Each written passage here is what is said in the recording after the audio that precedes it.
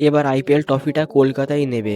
পরপর ৩ ম্যাচে জয়, একটা সলিড কামব্যাক দেখতে পাওয়া যাচ্ছে কলকাতা নাইট রাইডার্সের থেকে। হায়দ্রাবাদকে হায়দ্রাবাদের মাটিতে হারানো ৭ উইকেটে, তাও আবার ১০ বল বাকি থাকতে। যে মাঠে লাস্ট ৩ ম্যাচে হায়দ্রাবাদ অপরাজিত ছিল, লাস্ট ৫ ম্যাচে একটাও হায়দ্রাবাদ হারেনি, সেই হায়দ্রাবাদকে ৭ উইকেটে হারালো হায়দ্রাবাদ, তাও আবার তাদের ঘরের মাটিতে। শুরুতে নারিন এবং বরুণের ম্যাজিক, নারিন এবং বরুণ কেকেআরের জন্য কত বড় অ্যাসেট সেটা আবার প্রমাণিত হলো। আইপিএলে ২০০টা উইকেট পেয়ে গিয়েছেন সুনীল নারিন।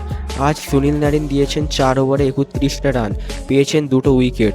অনেকে বলেন বয়সের সাথে সাথে তার নাকি বিষাক্ত স্পিনগুলি নষ্ট হয়ে গিয়েছে, তাদেরকে সুনীল নারিন বুঝিয়ে দিলেন তিনি কি করতে পারেন। বয়স তার কাছে সংখ্যা মাত্র। বরুণও আজকে ৪ ওভারে রান দিয়েছেন ৩৬, নিয়েছে ৩টে মূল্যবান উইকেট। রাহানের আজকে ব্যাটে রান পেয়েছেন, কিন্তু তিনি ক্রমাগত চেষ্টা করছেন কোনোভাবে যদি ভারতের টেস্ট দলে তার নামটা লিখিয়ে ফেলা যায়। না হলে একটা ফ্ল্যাট পিচে তিনি এইভাবে ৩৬ বলে ৪৩ রান করেন। উল্টো দিকে ফিন অ্যালেন একটা দারুণ স্টার্ট দিয়ে গিয়েছেন। ১৩ বলে ২৯, দুটো ৬, ৩টে ৪। প্যাট কামিন্সকে তিনি যেভাবে বলে মাঠের বাইরে পাঠাচ্ছিলেন, অপর প্রান্তে রাহানে যেন টেস্ট ম্যাচ খেলছেন। কেকেআরের এই সিজনের সবচেয়ে ভালো ব্যাটার হলেন আঙ্গিরিশ রঘুবংশী। ভুল করেও যেন কেকেআর শ্রেয়াস আয়ার, শুভমান গিল, ক্রিস গেইল, সূর্যা কুমার যাদবের মতো একেও যেন না ছেড়ে দেয়, না হলে পস্তাতে হবে কেকেআরকে। রঘুবংশী রান পেয়েছেন ৪৭ বলে ৫৯। আর রিঙ্কু সিং তো দুর্দান্ত ফর্মে রয়েছে লাস্ট কটা ম্যাচে।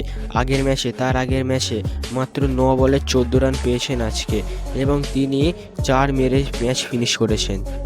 আর তিনি যখন লাস্টের দিকে ব্যাটে নামেন, তখন কিছুটা রান বাকি থাকলেও তিনি ৪ মেরেই ম্যাচ ফিনিশ করেন, এটাই তার প্রতিভা। আর একজনের কথা বলতেই হয়, রোবম্যান পাওয়েল। তিনি যেভাবে এই ক্লাসেনের ক্যাচটা ধরেছিলেন, সেটি আইপিএলের সেরা ক্যাচও হতে পারে। ক্লাসেনের প্রথম থেকে যা শুরু করেছিলেন, এই ক্যাচটি না ধরলে হয়তো ২০০-২২০ হতে পারতো এসআরএইচের রান। কি তাই তো? এটাই ছিল আজকের ভিডিও। ধন্যবাদ।